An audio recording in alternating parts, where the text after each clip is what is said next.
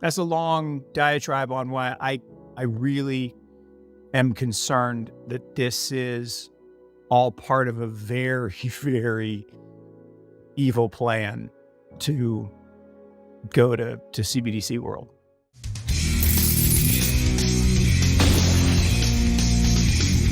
In today's video, Mark Yusko, the founder, CEO and CIO of Morgan Creek Capital Management, discussed about the Fed raising interest rates and impact on all markets including crypto, the crypto bear market, and if we've hit the bottom on Bitcoin.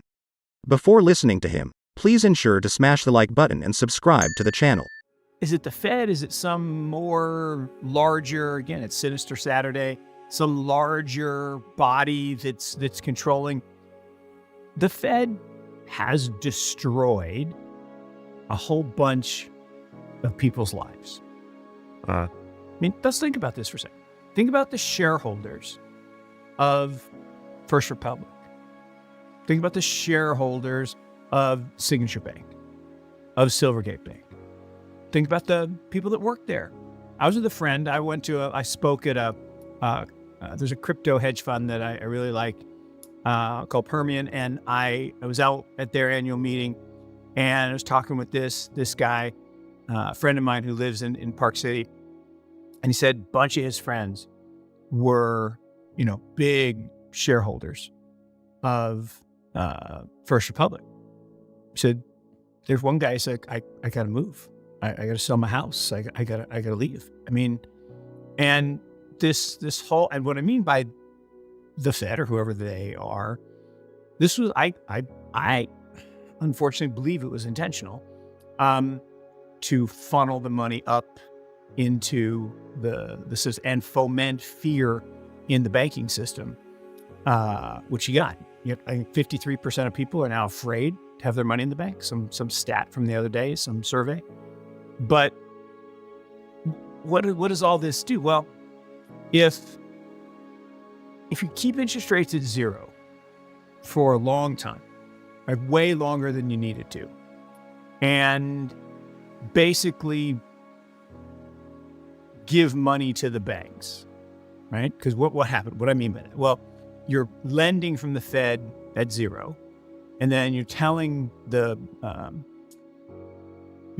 banks to lend that money. Well, they're like, well, no one wants loans. There's no demand because the economy is kind of moribund, and you're telling everyone that things are bad, like you're still in a crisis because interest rates are zero.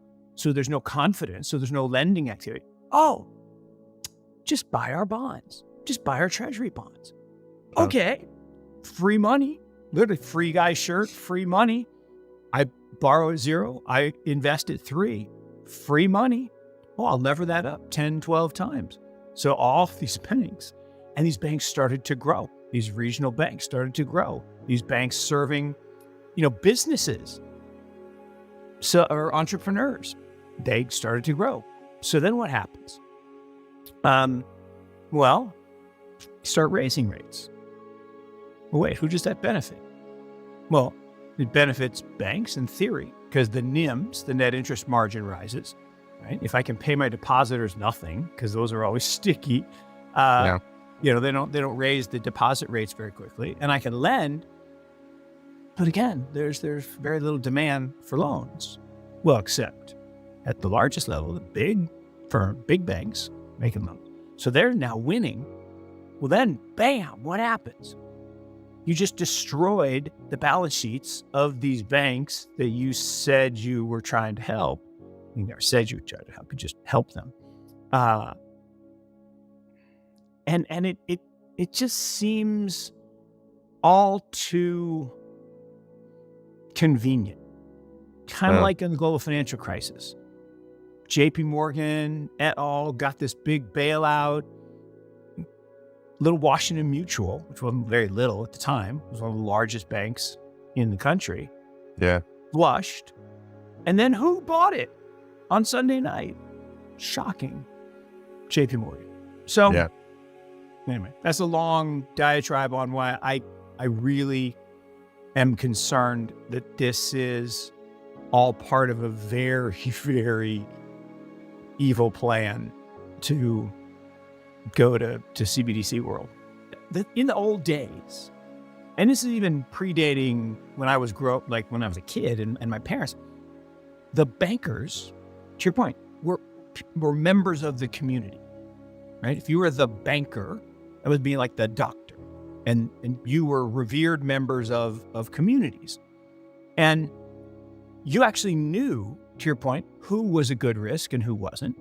You knew the assets you were lending against, and you lent with the intent of being paid back both interest and principal.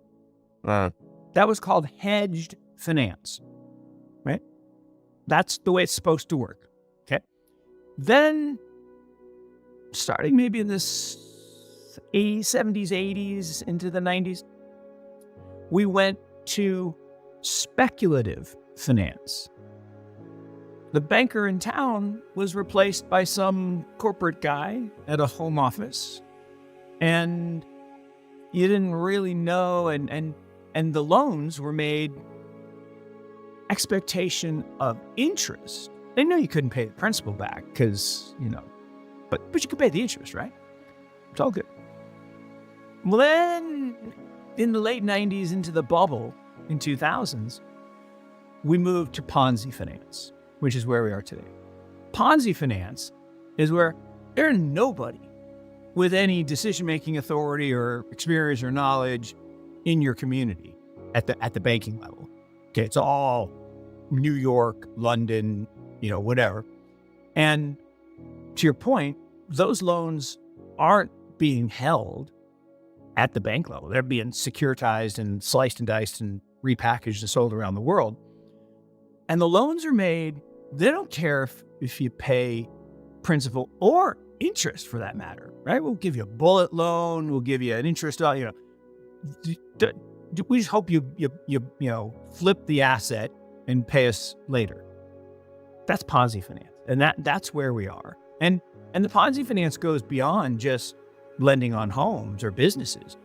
It's government, right? We got Ponzi finance everywhere. And Ponzi finance is literally when you are paying off the current portion of the debt with someone else's money.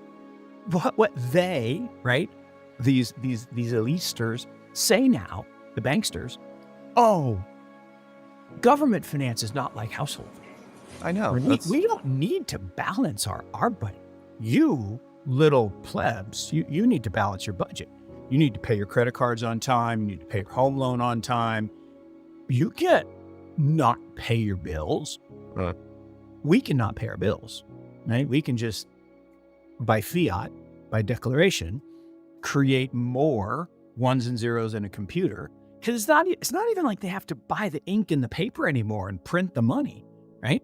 They just hit a computer button and, it's funny. You think about, what does Jay Powell do?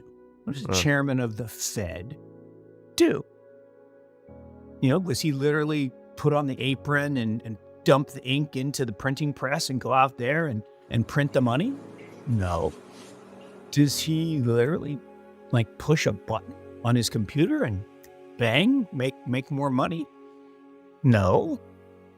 What the Fed does, remember, not federal, not part of the government, no reserves, not a bank, no deposits. There's nothing in the Eccles building. There's no money, there's no gold, there's no nothing.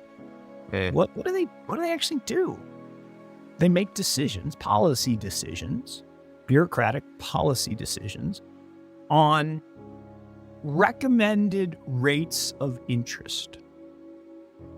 But wait a minute, why does a policy group get to do that? Why doesn't the market do that? Give me an example. I'll ask anybody, give me an example where fixed prices are a good idea. Right? Versus market prices. You can't do it because markets work better than human beings. Human beings are corruptible. I talk about this all the time with, why does Bitcoin even exist? Why does blockchain technology exist? Because somebody came up with this idea to solve the biggest problem of the last 800 years. And that's a big statement, but I actually believe it is the biggest problem of the last 800 years, which is in the old days, I lent you money and I had the account. There was single entry accounting and I wrote down, Michael owes me $100. And you come back a year later to pay me $110 for the interest. I'm like, oh, geez, Michael, you owe me $220. Like, no, I only borrowed $100. Like, says right here. And so the Medicis, well, actually it was this guy, brother something, they took the idea and said, no. Okay, we had a better solution. 2 ledgers. Michael keeps a book, Mark keeps a book, and we, the benevolent Medicis, will decide which number's right. Okay, but here's the problem. They can be corrupted. I can pay the Medicis or the JP Morgans or whoever a little something. I can change my ledger to 200 and you come to pay back and you're like, hey, my ledger says 100. And, oh, Michael, I'm sorry. Mark's book is the right book. And that's the nonsense that we've been living with since, well, really up to 1971, when there was a gold standard, there was some tether. Shouldn't use that word because now it's been correct. It's like, you're not allowed to use the word Trump. Like, you used to be able to say something trumps this or that, like playing cards. Can't say that anymore. Now I can't say tether but there was a linkage. Okay, linkage. There was a linkage to actual money. Well, in 71, now they can corrupt all the ledgers. Then blockchain comes along and says, no, we're going to have the right numbers. We're going to have truth instead of trust. And I got no trust. At the end of the day, this is the problem. I have no trust with these big banksters.